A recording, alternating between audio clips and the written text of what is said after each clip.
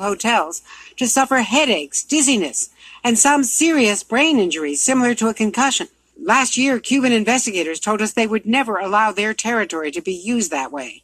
But now Russia is the leading suspect, NBC News has learned, according to 3 U.S. officials and 2 others briefed on the investigation.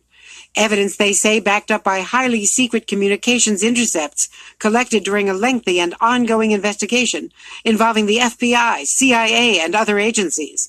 U.S. officials also tell NBC News investigators now believe the Americans were deliberately targeted. This is not an accident, and those who think this is some sort of rogue operation, I think, are operating in a fantasy world. The State Department says it is still investigating. We have not assigned any blame, and we continue to look into this. Why would Russia target American officials? The leading theory to disrupt President Obama's opening to then Cuban leader Raul Castro. No comment tonight from the Cubans or the Russians. Hey, NBC News. Welcome back. 26 government workers were injured in what the State Department calls health attacks for now in their homes and hotels in Havana, Cuba, and it began in late 2016. Another U.S. worker in China this year claims this as well. And now U.S. officials tell NBC News they now have a main suspect in these attacks, collected during an ongoing investigation by the FBI, the CIA, and other U.S. agencies. Essentially, they seem to hear Russia bragging about doing this. But the evidence isn't conclusive enough yet for the U.S. to formally blame Moscow for the attacks that began in 2016 and have continued through earlier this year, which is causing a major rupture in renewed diplomatic relations with Havana. Now, the so-called health attacks led the Trump administration to remove most of its diplomats and spies from the island. The State Department today said they haven't assigned any blame, technically, and their investigation is still ongoing.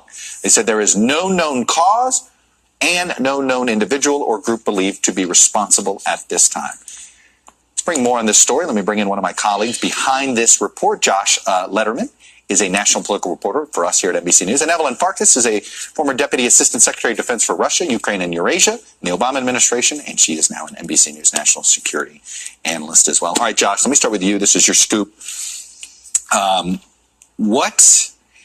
So they have discovered, they believe it's Russia just based on Russia bragging about it. Is that at the end of the day, and I'm being a little shorthand here, is that the best way to describe this? Well, there's a few factors that have led them to think that Russia is the most likely culprit at this point. Mm-hmm. The fact that Russia is one of the only countries in the world that would have the actual technical ability to carry out something this advanced. The fact that Russia has a massive intelligence apparatus on the island of Cuba. They have an interest in creating havoc with the U.S., possibly driving Cuba away from the West. This signals intelligence, these intercepted communications that U.S. officials tell NBC News they have developed about this case. Do they have a lead on the actual technology yet, though? That to me seems to be the missing piece here.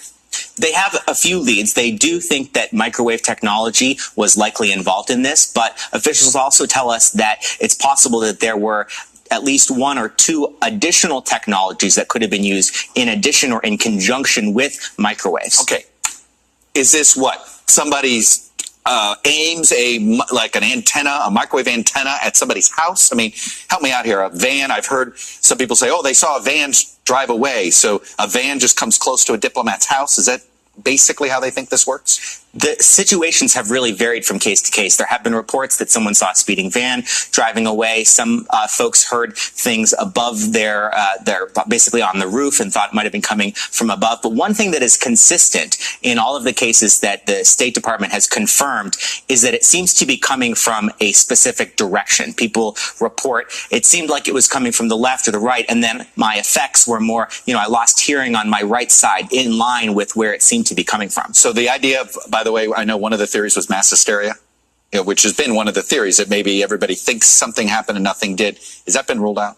It has been ruled out. Top officials up to and including Deputy Secretary of State Sullivan believe that there's no way that the medical findings here are things one could not fake. You can't actually fake these kinds of balance tests that they're putting these diplomats through, and they believe they have real findings that show something happened, and now they just have to figure out what. All right, Evelyn. Yes. Why are we stopping short of blaming the Russians? Explain why signals intelligence isn't enough for us to say, you know what?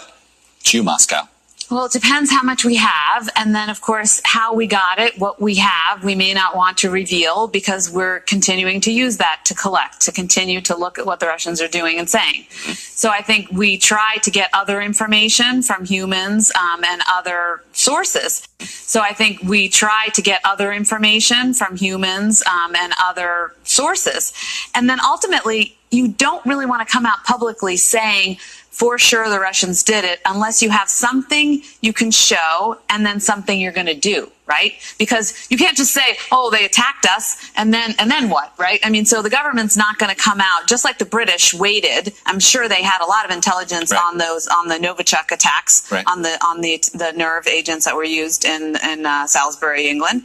They waited until they had a sense of what they were going to do. You know, they were going to go to the UN and they were going to show the pictures and show the whole timeline. So I think the same thing goes for the US government, even if the intelligence community has, let's say, you know, strong confidence, high confidence level is the term they would use. A series of bizarre attacks, dozens of unexplained illnesses, including head injuries, forced the U.S. to bring home diplomatic staff from China and the U.S. Embassy in Cuba. Speculation at the time was that it was some sort of sonic attack. But now the scientist who led the investigation tells the New York Times the main culprit is likely some kind of microwave weapon.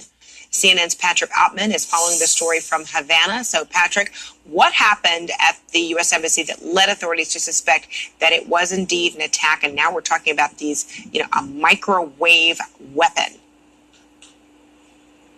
It's still very much a diplomatic mystery, but let me walk you through what is a very complicated case. It all began November 2016, right after the U.S. presidential election, and that is when U.S. diplomats based here in Havana said they begin to experience these really strange symptoms, often at night, sometimes while they're in bed, asleep in their homes or their hotel rooms here in Cuba, and they said that they would feel nausea, hear loud sounds, hearing loss, but if they got up out of bed, if they left the room where they were in, it would stop. If they walked back into where they had felt this incident, this attack as they described it, it would start again. So they felt that they were being targeted with some sort of mysterious beam of energy. Initially, they complained to Cuban authorities about what they felt they were being targeted with sonic weapons, and these are weapons that do exist, usually used for crowd control. But experts consulted by CNN at the time, said that sonic weapons really don't work like that. They don't usually cause someone to hear a noise, and they're much too large to be used in this capacity. Now we have scientists that have met and helped treat some of those diplomats coming out and saying that perhaps it's a microwave weapon. This is also a weapon, but much more portable, that shoots a beam of energy, and it can be pinpointed in the way these diplomats describe both here in Cuba and in China, and that it can actually cause people to think they're hearing sounds, but this is just a symptom of this beam of energy that's being directed at people, and it can cause these kinds of symptoms. One of the researchers told CNN it causes concussion without actually causing a concussion, the immaculate concussion, they said. Causing a concussion, the immaculate concussion, they said. So again, we don't know very little bit about these weapons because so few countries use them. Cuban authorities say there's no evidence, though, that the diplomats were ever targeted here. They've called on the U.S. to release more information about this. So right now, it may be one piece of still a very big puzzle, Fred. It is mysterious, but there are a couple things from that reporting, that there is some place of blame, or at least looking seriously at Russia.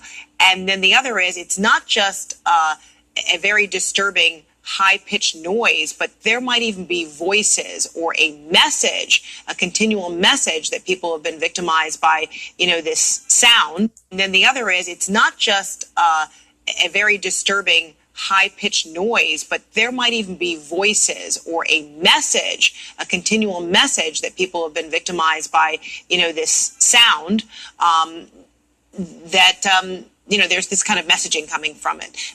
What more do we know about that, or who is adding any credence to that? There are a number of... it's really fascinating stuff. There are a number of countries, including the former Soviet Union and now Russia, that have microwave weapon programs going back decades. There's some evidence that they've been used in other countries against U.S. diplomats, that this was a very active program the USSR had. Again, still no evidence that they were used here, hard evidence they're used in Cuba, but it seems to fit the scenario. Now, the Cuban officials here said we would never allow this to be used, but of course, in a country like Cuba, it's impossible to imagine that a third actor could come in and use these weapons without the Cuban officials knowing.